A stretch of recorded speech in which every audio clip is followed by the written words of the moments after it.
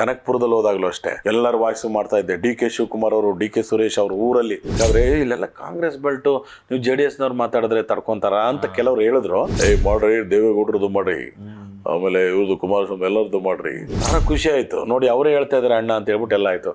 ಕೇಳ್ರಪ್ಪ, ಮೀಡಿಯಾದವ್ರಿಗೆ full ನಾವು ಸ್ವಾತಂತ್ರ್ಯ ಕೊಟ್ಟಿದ್ದೀವಿ. It's A fact. ನಮ್ಮನ್ನು ಅಧಿಕಾರ ಮಾಡುವಂತ ಇರೋದು, ವಾಕ್ ಸ್ವಾತಂತ್ರ್ಯ ಇರೋದು ನಮ್ಮ ಮೀಡಿಯಾಗಳಿಗೆ. ಸಿದ್ದರಾಮಯ್ಯನವರೇ, ನೀವು ಅನ್ನಭಾಗ್ಯ ಕೊಟ್ರಿ, ಕ್ಷೀರ ಭಾಗ್ಯ ಕೊಟ್ರಿ, ಸೌಭಾಗ್ಯ ಕೊಟ್ರಿ, ಹಾಗೆ ನಮ್ಮ ಪಕ್ಕದ ಮನ ಭಾಗ್ಯನೂ ಕೊಟ್ಟು ಮದುವೆ ಮಾಡಿಸಿ ಅಂತ. ಕಳ್ಸಾಚೆಗೆ ಒಂದು ಸರಿ ಕನಕಪುರದಲ್ಲಿ ಹೋದಾಗಲೂ ಅಷ್ಟೇ ಎಲ್ಲರ ವಾಯ್ಸು ಮಾಡ್ತಾ ಇದ್ದೆ. ಡಿ ಕೆ ಶಿವಕುಮಾರ್ ಅವರು, ಡಿ ಕೆ ಸುರೇಶ್ ಅವರು ಊರಲ್ಲಿ, ಅವ್ರದ್ದೇ ಊರು ದೊಡ್ಡಹಳ್ಳಿಲಿ ಕಾರ್ಯಕ್ರಮ. ಅವತ್ತು ಒಂದು ಸ್ವಲ್ಪ ಅಲ್ಲಿ ಈ ಥರ ಕುಮಾರಸ್ವಾಮಿ ಅವ್ರದ್ದು, ದೇವೇಗೌಡರದು ಮಾತಾಡಬೇಕಾದ್ರೆ ಇಲ್ಲೆಲ್ಲ ಕಾಂಗ್ರೆಸ್ ಬೆಲ್ಟು, ನೀವು JDS ನವ್ರು ಮಾತಾಡಿದ್ರೆ ತಡ್ಕೊತಾರ ಅಂತ ಕೆಲವ್ರು ಹೇಳಿದ್ರು, ಅವ್ರು ಆಪ್ತರು. ನಾನು ಹೇಳಿದೆ, ಈಗ ನಾವು ಕಲಾವಿದ್ರು ಎಲ್ಲ ಅವ್ರಿಗೆ ನೋಡೋಕೆ ತಾನೇ ಇರೋದು. ಕೇಳಿದೆ, ಅಣ್ಣ ಎಲ್ಲರ ಧ್ವನಿ ಮಾಡ್ಬೋದಲ್ಲ? ಮಾಡ್ರಿ, ದೇವೇಗೌಡರದು ಮಾಡ್ರಿ, ಆಮೇಲೆ ಇವ್ರದ್ದು ಕುಮಾರಸ್ವಾಮಿ ಎಲ್ಲರದ್ದು ಮಾಡ್ರಿ ಅಂತಂದ್ರು. ನನಗೆ ಖುಷಿ ಆಯಿತು ನೋಡಿ, ಅವರೇ ಹೇಳ್ತಾ ಇದ್ದಾರೆ ಅಣ್ಣ ಅಂತ ಹೇಳ್ಬಿಟ್ಟು ಎಲ್ಲ ಆಯಿತು. ಎಲ್ಲ ಮುಗಿದ ಮೇಲೆ ಅವ್ರು ಅಂದರು, ಇವ್ರದ್ದು ಮಾಡಿದ್ಮೇಲೆ ನಮ್ಮ DK ಸಾಹೇಬ್ರದ್ದು ಮಾಡ್ರಿ ಅಂತ. ನನಗೆ ಅಣ್ಣ ಗೊತ್ತಿಲ್ಲ, ಕಲಿಬೇಕು. ನಮ್ಮ DK ಸುರೇಶ್ ಅವರು ಇದಾರಲ್ಲ, ಎಂಥ ಧ್ವನಿ ಅಂದರೆ ನಾನು ಇವತ್ತಿಗೂ ಅವರ ಧ್ವನಿಗೆ ಫಿದಾ. DK ಶಿವಕುಮಾರ್ ಅವ್ರ ಸಹೋದರ DK ಸುರೇಶ್ ಅವರು, ಮಾಜಿ MP ಗಳು, ಎಷ್ಟು ಚೆನ್ನಾಗಿ ಮಾತನಾಡ್ತಾರೆ ಅಂದರೆ, ಅವರ ಧ್ವನಿ ಎಷ್ಟು ಚೆನ್ನಾಗಿದೆ ಅಂದರೆ, ಒಂದು ಕಾರ್ಯಕ್ರಮನ ಇವತ್ತಿಗೂ ಎಷ್ಟೋ ಜನ ನಿರೂಪಕರು ಬರಲಿ, ಅವ್ರ ನಿರೂಪಣೆ ಮಾಡಿಬಿಡ್ಲಿ, ಎಷ್ಟು ಚೆನ್ನಾಗಿದೆ ಅಂದರೆ ಆ ಬೇಸ್ ಧ್ವನಿ, ಆ ಒಂದು ಸ್ಪಷ್ಟತೆ, ಆ ವಿಚಾರವಂತಿಕೆ ಎಲ್ಲ ಸೂಪರ್. ನಿಜವಾಗ್ಲೂ ನಾನು ಹೇಳಿದೆ, ಸರ್ ನಿಮ್ಮ ವಾಯ್ಸ್ಗೆ ನಾನು ಫಿದಾ ಅಂತ. ಅಷ್ಟು ಚೆನ್ನಾಗಿ ಮಾತಾಡ್ತಾರೆ. DK ಶಿವಕುಮಾರ್ ಸಾಹೇಬರು ಅಷ್ಟೇ. ನಾನು ಅವಾಗ ಹೇಳಿದೆ, ಅಷ್ಟೊಂದು ಬರಲ್ಲ ಅಂದ್ಬಿಟ್ಟು ಸುಮ್ಮನೆ ಬಿಟ್ಟೆ. ಇದು ಸಿದ್ದರಾಮಯ್ಯನವ್ರ ಮಿಕ್ಸು ವಾಯ್ಸು ಆಗಲ್ಲ ಅಂದರು.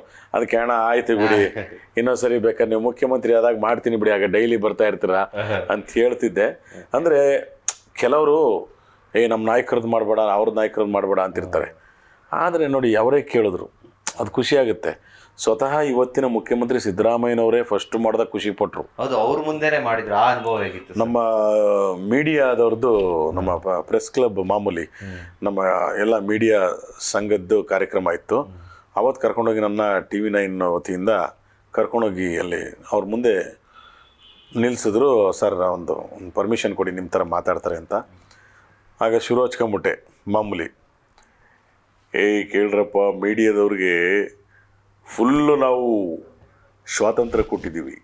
It's A fact. ಆದ್ದರಿಂದ ಮೀಡಿಯಾ ಎಲ್ಲಿವರೆಗಿರುತ್ತೋ ಅಲ್ಲಿವರೆಗೆ ರಾಜಕಾರಣಿಗಳು ಕೆಲಸ ಚೆನ್ನಾಗಿ ಮಾಡ್ತೀವಿ.